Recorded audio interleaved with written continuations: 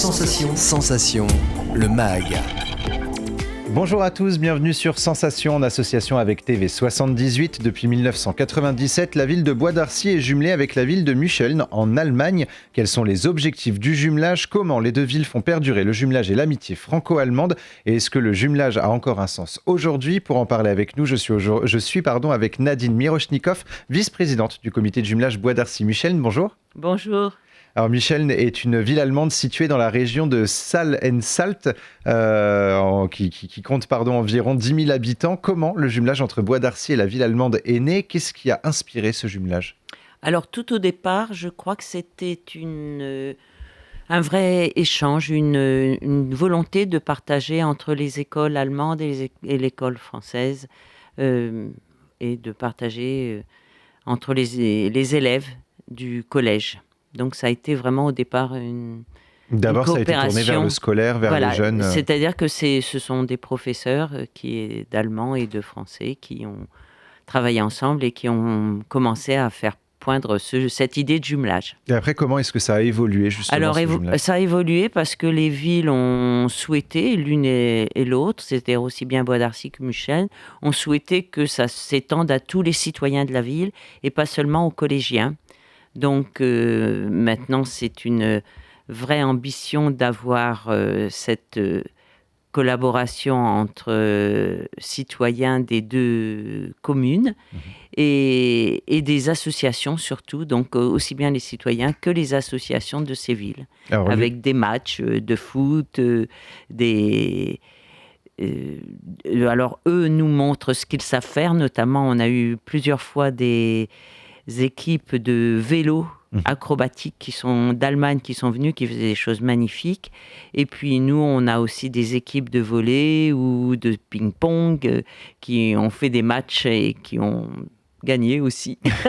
L'échange finalement est avant tout sportif finalement? Pas seulement, non, c'est sportif, culturel surtout, et puis surtout une grande amitié entre les familles, c'est-à-dire que depuis 25 ans, il y a des familles qui se reçoivent, et l'amitié perdure à travers ces liens entre familles, et c'est très très proche, c'est-à-dire que on participe vraiment à la vie de la famille dans laquelle on est reçu, et puis on peut ensuite communiquer sur tous les bonheurs ou les malheurs qui peuvent arriver.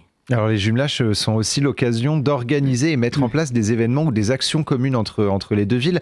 On dit souvent que la France et l'Allemagne prennent exemple l'une sur l'autre. Est-ce qu'il vous arrive justement d'échanger des idées avec la ville de Mücheln sur des thématiques telles que l'environnement ou l'éducation par exemple? Alors sur l'éducation, ça se fait plus d'un point de vue peut-être personnel. En fait, les échanges sur l'environnement, il y a eu des projets sur des jardins, par exemple, qui ont été mis en place. Mais c'est surtout un échange culturel et familial. C'est surtout ce point-là, avec évidemment les familles, c'est les parents, les grands-parents, les enfants. C'est toutes les générations confondues. Et alors les jumelages offrent la possibilité de mettre en place des échanges simplifiés entre les élèves, on l'a un petit peu évoqué. Oui. Ces échanges ont été initiés dans votre cas en 1992, donc un tout petit peu avant la signature du jumelage. Exactement, c'est ce que je vous disais. Comment ça se passe justement un échange entre les élèves? Alors en fait, c'est rarement des élèves, c'est souvent un ou deux élèves qui est reçu par une famille et qui va avoir une activité, alors soit scolaire, soit extrascolaire, pour vivre pendant un certain temps dans la ville de Mücheln ou dans la ville de Bois d'Arcy. Donc je peux vous donner des exemples. Par exemple, il y a Barbara qui est venue, qui habitait dans Bois d'Arcy et qui travaillait à la bibliothèque pendant 3 mois. Et c'est vrai que quelques années plus tard, elle parle toujours très bien le français. Et de la même manière, il y a d'autres, des jeunes de Mücheln qui sont venus en France, mais il y a aussi des jeunes de Bois d'Arcy qui sont partis à Mücheln et qui, de ce fait-là, ont perfectionné leur allemand. Et c'est vrai que c'est une très bonne occasion, quand on vit dans une famille et dans un environnement, dans une ville allemande où tout est en allemand, la prononciation et l'amélioration de la langue est fulgurante, quoi. Alors justement, c'est l'objectif finalement principal de ces échanges, c'est d'apprendre une langue, parce que en général, les cours à l'école sont parfois un peu barbants selon plusieurs jeunes. Là, c'est vraiment l'occasion l'occasion d'apprendre sur le terrain, de pratiquer, en même temps de découvrir une nouvelle culture?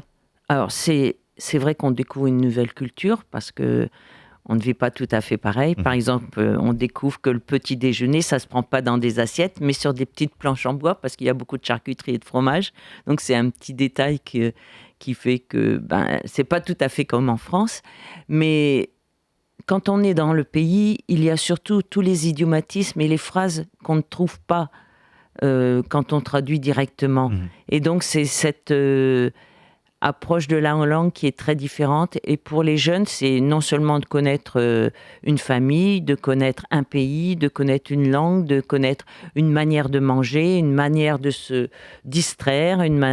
C'est pas du tout la même chose, hein. On a beaucoup quand même de différences, même si on est très proches. Alors on parle justement de la jeunesse. Est-ce que vous mettez des actions en place pour sensibiliser les élèves et les jeunes en règle générale à l'amitié franco-allemande? Alors ça dépend. Il y a plusieurs niveaux. C'est-à-dire qu'au niveau des écoles maternelles, on a la chance d'avoir certaines personnes qui parlent bien l'allemand, des enseignants ou des directeurs d'école qui parlent l'allemand. Donc ça facilite grandement cette sensibilisation. Donc avec des chansons, avec des couleurs. Et de ce fait-là, il y a des objectifs qui sont tenus. De la même manière, à Muscheln, il y a aussi dans les jardins d'enfants, ils font aussi des choses sur la France, sur les couleurs de la France, sur les habitudes de la France. Donc en fait, c'est très partagé. Et vous rencontrez vos homologues allemands au moins une fois par an. En 2021, vous y êtes allé lors de la fête nationale d'Allemagne. Qu'est-ce que vous faites pendant ces échanges entre ces deux comités? Alors pendant longtemps, on avait au moins 2 échanges par an. Maintenant, on n'en a plus qu'un. L'année dernière, donc quand on a été, ça a été un séjour un peu plus long que d'habitude, parce que d'habitude, on part le vendredi matin et on revient le dimanche soir. Mmh. Donc il y a beaucoup de transport et on n'a vraiment qu'une vraie journée et 2 demi-journées, disons. Mais alors là, comme c'était la fête nationale allemande, et il faut savoir qu'en Allemagne, chaque année, c'est une des régions qui est à l'honneur et qui va recevoir des spectacles, Mmh. des expositions, et le chancelier allemand qui fera un beau discours. Là, ça a été Angela Merkel.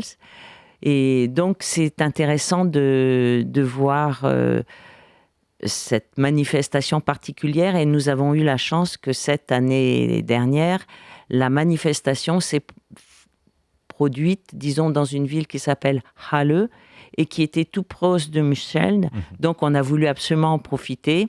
Donc il y a eu des événements, c'est-à-dire qu'il y avait une belle exposition qui présentait toutes les provinces, y compris Berlin, de l'Allemagne, et donc où on a pu avec plaisir goûter des spécialités, écouter des chansons, des musiques particulières, voir aussi bien de la science que de la technologie, que de l'environnement, que de la forêt, de toutes les régions d'Allemagne, avec des explications, et même on a eu le plaisir de voir des Allemands qui parlaient vraiment bien français, qui pouvaient nous expliquer très clairement ce qu'ils faisaient dans leur région.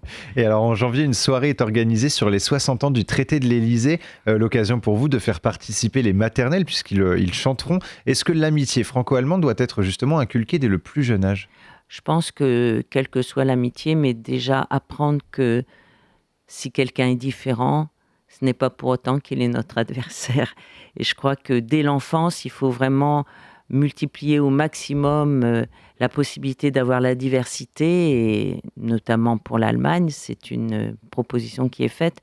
Bon, en région parisienne, je pense que cette diversité dans certaines communes, elle est assez flagrante. Donc il faut justement faire l'éducation et pouvoir faire en sorte que, bien souvent, je crois que les enfants d'un très jeune âge ne font pas la différence entre son voisin, quelle que soit sa couleur ou sa langue. Et c'est tant mieux, et il faudrait que ça perdure jusqu'à l'âge adulte. En fait, c'est ça notre objectif. Et alors après la Seconde Guerre mondiale, le jumelage franco-allemand avait un sens très fort et transmettait un message important, la paix entre les deux nations. Est-ce qu'aujourd'hui vous estimez que ces jumelages ont encore du sens? Alors ça a un sens au niveau culturel et linguistique, certes, sportif, gastronomique, disons. Je pense que, et c'est ce que j'ai lu dans un compte-rendu d'une enquête qui a été faite, jusqu'à présent, les jumelages étaient considérés comme un lien très fort pour éviter la guerre. Et c'était en première position dans les interrogatoires interrogations qu'on faisait et les résultats de cette enquête, qui a été faite d'ailleurs par la Commission européenne. Et je crois que depuis 2 ou 3 ans, la Commission européenne a noté que cet aspect éviter la guerre n'est plus en première position par rapport à ces échanges entre villes. Merci beaucoup Nadine Mirochnikov d'avoir été avec nous sur Sensation. Je rappelle que vous êtes la vice-présidente du comité de jumelage Bois d'Arcy Mucheln. Pour plus d'informations, on peut se rendre sur le site boisdarcy.fr et pour revoir ou réécouter cette émission, rendez-vous sur notre site et notre application Radio Sensation.